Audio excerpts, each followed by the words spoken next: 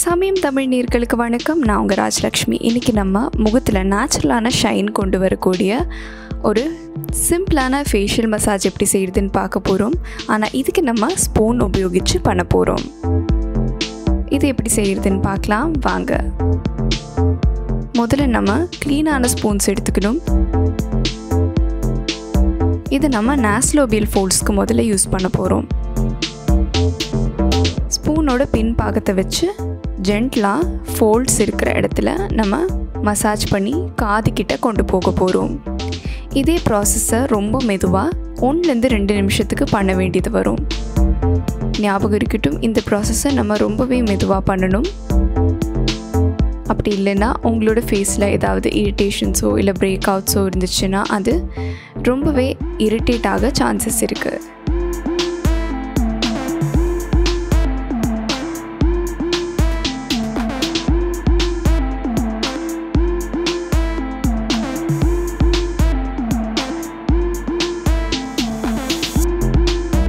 இது நீங்கள் ஸ்பூனை ஃப்ரிட்ஜில் வச்சு ஸ்பூன் கொஞ்சம் ஃப்ரீஸ் ஆனதுக்கப்புறமா கோல்டான ஸ்பூன்ஸ் வச்சும் பண்ணால் அதுவும் எஃபெக்டிவாக இருக்கும். அப்படி இல்லைன்னா ஸ்பூன்ஸை வார்மான வாட்டரில் போட்டு கொஞ்சம் ஹீட் பண்ணியும் இதை யூஸ் பண்ணலாம். எப்படி செய்கிறதா இருந்தாலும் ஃபேஸில் லைட்டாக மாய்ஸ்சரைசர் இல்லை ஆயில் அப்ளை பண்ணுறது நல்லது தான். பட் இது ஒரு ஆப்ஷனல் ப்ராசஸ்னு சொல்லலாம். இப்போ நம்ம காதோட மேல் பகுதியிலிருந்து காலர் போன்ஸ் வரைக்கும் மசாஜ் பண்ண போகிறோம். இன்னொரு விஷயம் நம்ம என்ன ஞாபகம் வச்சுக்கணுன்னா, இதுக்கு உபயோகிக்கிற ஸ்பூன்ஸ் இதுக்குன்னே நம்ம செப்பரேட்டாக வச்சுக்கணும். குக்கிங்க்கு யூஸ் பண்ணுற ஸ்பூன்ஸை நம்ம இதை ஃபேஸில் உபயோகிக்கிறது சேஃப் கிடையாது.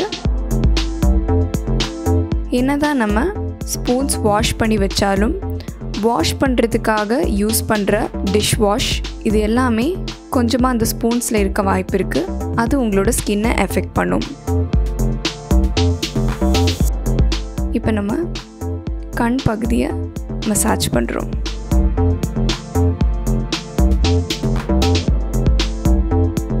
இப்போ நம்ம ஸ்பூனோட உள்புறத்தை யூஸ் பண்ணி கண்களை ரிலாக்ஸ் பண்ணுறோம்.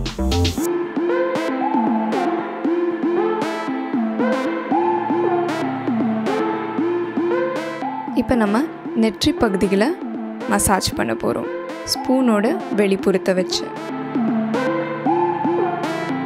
இது உங்களுக்கு ரொம்பவே ரிலாக்ஸிங்கான எஃபெக்ட் கொடுக்கும்.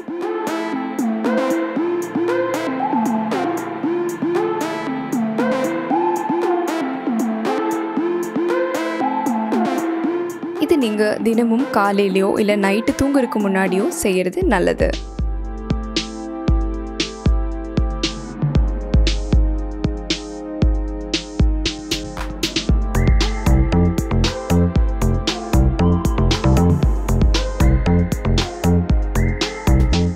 இந்த வீடியோ பற்றி நீங்கள் என்ன நினைக்கிறீங்கன்னு கண்டிப்பாக நீங்கள் காமெண்ட் செக்ஷனில் சொல்லலாம். இந்த வீடியோ உங்களுக்கு பிடிச்சிருந்துன்னா கண்டிப்பாக இதை லைக் பண்ணுங்கள், ஷேர் பண்ணுங்கள். சமயம் தமிழ் மறக்காமல் சப்ஸ்கிரைப் பண்ணுங்கள்.